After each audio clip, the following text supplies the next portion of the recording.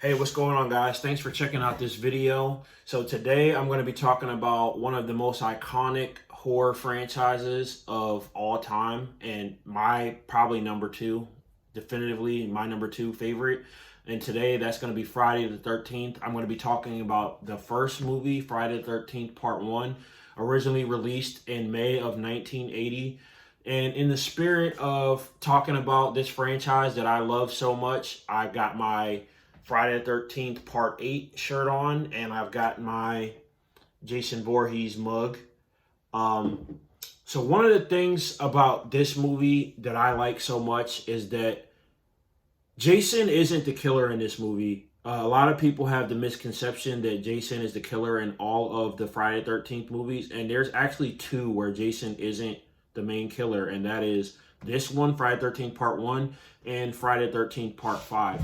And the thing that these two films have in common is that there's a whodunit aspect to this movie, to the movies. And that's what I like a lot, because at the time, this movie coming out in the 80s, around, the slasher genre was taking off pretty much. You had Halloween, which is my personal favorite, 2 years before this movie came out. You had A Nightmare on Elm Street coming out around this time. Child's Play came out not too long after this. So pretty much this was like the era of the slasher films, the 1980s. It was a great time to be a slasher fan. It was something pretty new. Horror movies were a thing, but they weren't slasher so much at this point. You had Psycho come out years before this. You had a couple of slashers, but it wasn't like, I compare it to like living in 2020 and the 2010s, where in the early 2000s, superhero movies weren't a thing. Like they were, you had like X-Men and Spider-Man and a couple of gems, but they weren't definitive. Like they weren't coming out every single year. Now in this MCU world we live in, where the MCU DC movies are topping charts, the superhero movies are kind of like topping the financial charts of the movies. I would compare it to that. So it was something relatively new. So right off the bat, Friday the 13th Part 1, I talk about the things I like, I talk about the things I don't like, and then I'll give it my rank based off my 5-tier ranking system. And there's going to be a few spoilers in this. I'm not going to spoil it I'm not going to spoil it from plot, the start to finish, but I'm going to touch on a few things that most people in the fandom know about. But I'm not going to pretty much talk about the resolution and how the movie ends and those type of things, but I am going to mention some decent spoilers. So starting off, this movie starts in the 1950s. Pretty much we have these two camp counselors who pretty much sneak off to go make love, have sex, whatever you want to call it. And pretty much they get killed. Pretty much like the guy gets killed like on screen, and the girl gets killed kind of like off screen. And pretty much I like this about this movie already, because like I said, compared to the other horror iconic movies that I talk about, the slashers, this movie doesn't automatically come out and tell you who the killer is. It has that Scooby-Doo aspect, and I think this works for the movie pretty well, because there's something about watching like Scooby-Doo and these type of horror movies where they wait till the end to reveal who the bad guy, who the villain, who the evil presence is. And I think that works for this movie really well. I know for a fact if they had showed us who the killer was in the beginning, this movie probably wouldn't have made as much money as it was. A lot of people would have not taken it serious. And that's what I love about it. It keeps you on your seat. Like it keeps you in your seat. You want to know like who's killing, why are they killing, what's the plot. So the movie fast forwards to 1979, and pretty much you have these camp counselors coming to Camp Crystal Lake to pretty much get training and start this summer camp off. And the camp they touch on this. Some of the townspeople, the background characters touch on this early and midway through the film. They talk about how there was a boy who drowned in the 50s, and that they had attempted to reopen the camp multiple times. And for whatever reason, there was always something that happened that prevented, the camp from being reopened. And I really like this because it it definitely builds on the mythology of Jason Voorhees, even though Jason isn't the killer in this specific film. And it definitely plays on who our killer is, and it definitely gives you a plot and a rhyme to the reason, a reason to the rhyme, and so many things of why our killer in this movie is doing the things that they're doing. So pretty much these counselors start to arrive at the camp. There's one that gets killed before even getting there, and it's pretty creepy. Honestly, I'm not gonna lie. Like the fact that we don't see who the killer is, and sometimes we just see the killer's hand or the knife or whatever they're using, it's pretty creepy. And I can imagine like sitting in this theater in 1980 and being a little bit uneasy about this. And I think that the directors and the producers of this film are geniuses for coming up with this concept because, like I said, something about mystery. We really like mystery and solving crimes and figuring out who's doing certain things, and I think that that was a great aspect to go with in this movie.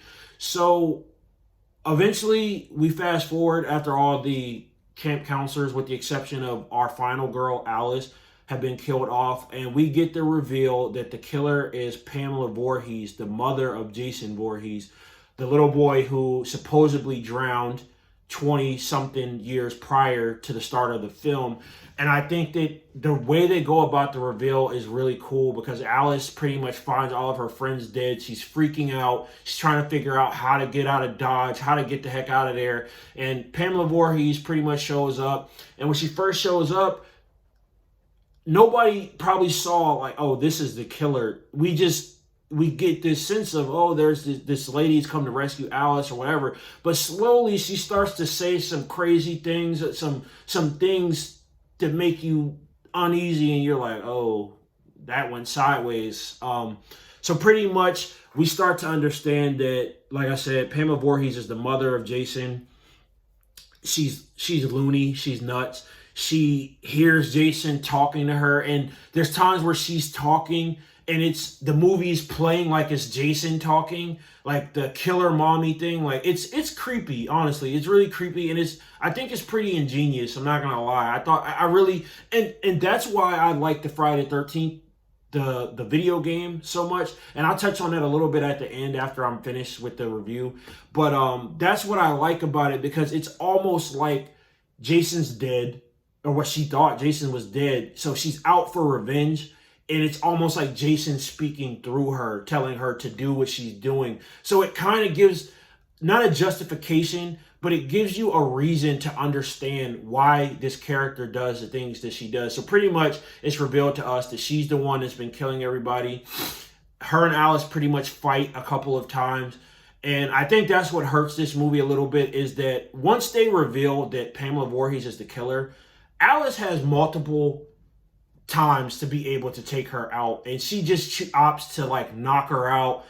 If it's me, I'm finishing you off. I'm not gonna lie. If I'm in this movie and I see this threat and it's this little old lady, I'm gonna try to finish you off. I'm not gonna try to just knock you out. I'm trying to survive. Fight or flight mode is probably kicking in for me. So I think that hurts the movie a little bit, because we're like, they literally fight like 3 times, and 2 times Pamela Voorhees just gets knocked out. But it does lead to some pretty good scenes, like the scene with Alice in the closet and Pamela Voorhees trying to break in. These little things are kind of cool. They're very scary. And Pamela Voorhees, in a lot of ways, to me, is a little bit creepier than Jason because of the way she does things. Those creepy little evil smiles she gives is really scary. So I'm not going to spoil how the movie ends, but the way the movie ended, it did kind of seem like I didn't know they were going to go for a sequel. So we did get part 2 a year later, and that's when we get introduced to Jason as a killer. So it was pretty awesome, guys. When I talk about the big horror movies that I like, the 4 that I usually watch, Friday the 13th, Halloween, Child's Play, and A Nightmare on Elm Street, and I'll even say Scream. So I'll say 5, the 5 horror slashers I watch. This one isn't the best. If I watch the other 4 that I mentioned, Halloween, 1978, the original, to me by far is the best Michael Myers movie. A Nightmare on Elm Street, I think there's definitive argument to be made that the first one is the best. Scream 1, in my opinion, is the best, and Child's Play 1, in my opinion, is the best. With Friday the 13th Part 1, it's not the best of the franchise. I mean, there may be some people who say that, but most people, 9 out of 10 people, are probably not going to put this one as the definitive best of the franchise. And for me, the reason that is not necessarily because Pamela Voorhees is the killer, because like I said, there are things that I think Pamela Voorhees is a lot more scarier than Jason about. There's a couple of things, just like some of her mannerisms and the way she goes about certain things, a little bit scarier than Jason. But it's because of some of the things that she does in the movie that seem a little unrealistic. Like at this time, guys, Jason wasn't undead. He wasn't a zombie-like character like they pretty much reveal in Part 6 when they bring him back to life. He's pretty much a normal human being, and Pamela Voorhees is a normal human being in these first couple of films. So when Pamela Voorhees is doing some of the things she's doing, like lifting people off the ground, kind of off camera, not revealing that she's the killer, some of the things that she's able to do as a 50-something-year-old woman, it doesn't really make sense. So for that reason, and then like I said, Alice as well, our final girl, who really doesn't have anything special about her. I think she was acted very well. I think she was written decently, but there's no characteristic about Alice that would lead us to believe that she would be the final girl, honestly. Like, in later Friday the 13th films and other horror movies, they usually give an aspect to our heroine or our hero for us to understand, why they're able to combat the evil that they're facing, why they're able to be the last person, why they're able to be the person to take out the evil.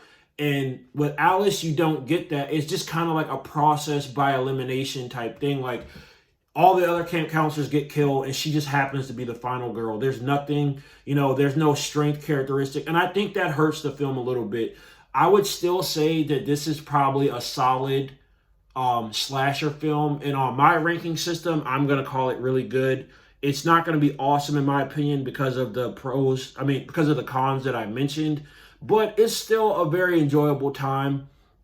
If you guys are looking for a way to get into the slasher genre, I would say definitely go ahead and check out this film, check out this franchise, and just give it a chance. Because I used to be so pro Michael Myers that I used to hate on Jason. Like, I used to be like, Jason sucks, or he's not my favorite. But when I recently bought the 8-movie collection pack and really watched it myself, and I've watched the first 5 so far, I actually have a love for Jason.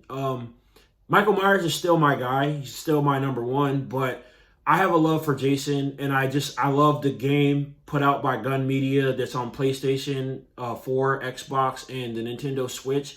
I play that a lot, but pretty much, you guys, go and check out Friday the 13th Part 1. Like I said, I would give it 4 out of 5 stars, and it's going to come out as really good on my radar.